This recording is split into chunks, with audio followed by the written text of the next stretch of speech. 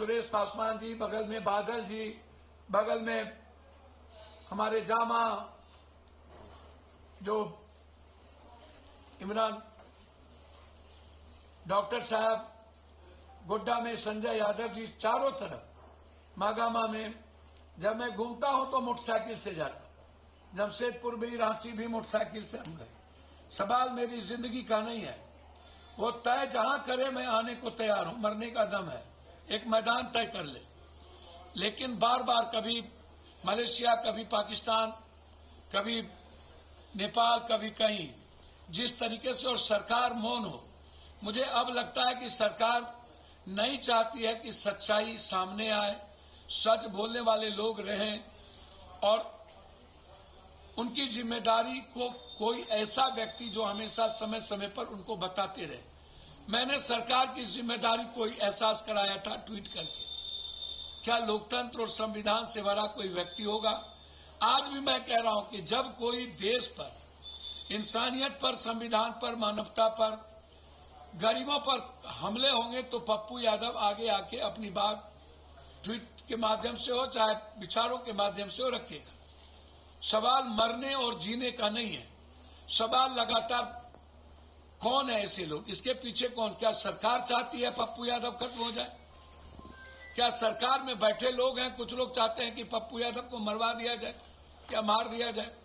लगातार 2 महीनों के बाद गृह मंत्री जी, आपको मैंने कई बार पत्र लिखा, आप किसको देते? आरएसएस महोदय को Z+ से ऊपर की सुरक्षा दीजिए, जरूरत होगी।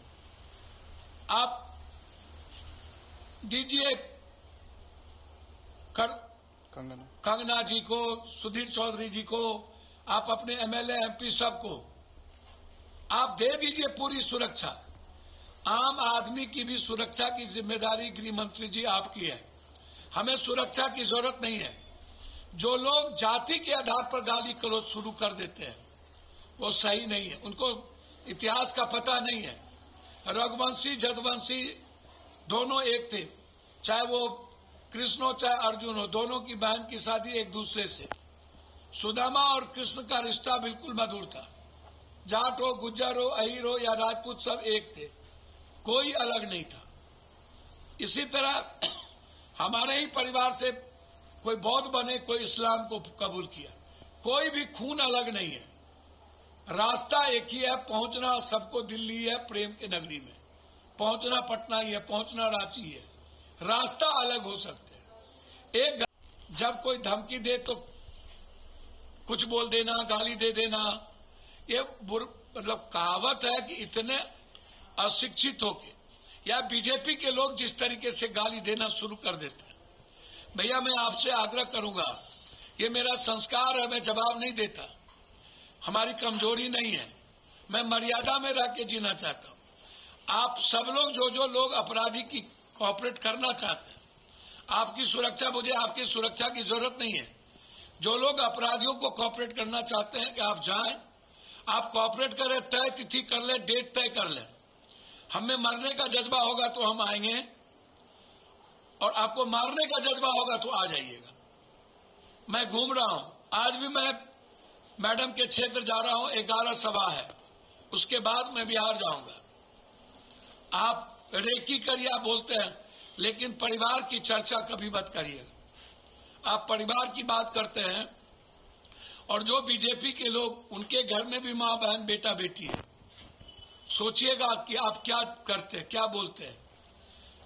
ऐसे लोगों को कहिए कि परिवार की का चर्चा और नाम बंद कर दे। उनकी लड़ाई मेरे विचारधारों से है, हमसे खुन्नस है।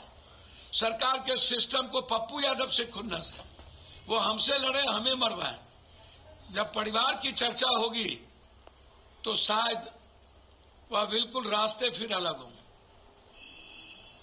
मैं सरकार से आग्रह करूंगा, कल जो ऑडियो आया है मैंने आपके सरकार को भेज दिया है, उसका आप मूल्यांकन करें, और जो बात कही गई है परिवार को लेके ये सही नहीं है, मैं इसे बहुत गलत मानता हूं।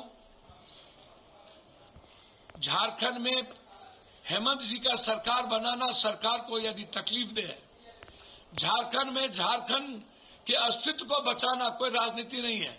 यदि पप्पू यादव का रहना गलत है तो 1,00,000 बार मरना मैं पसंद करूंगा, 100 करोड़ बार। लेकिन लड़ाई वैचारिक हो, लड़ाई व्यक्तिगत भी हो तो मुझसे हो, परिवार से ना हो, यह मैं आग्रह करूंगा।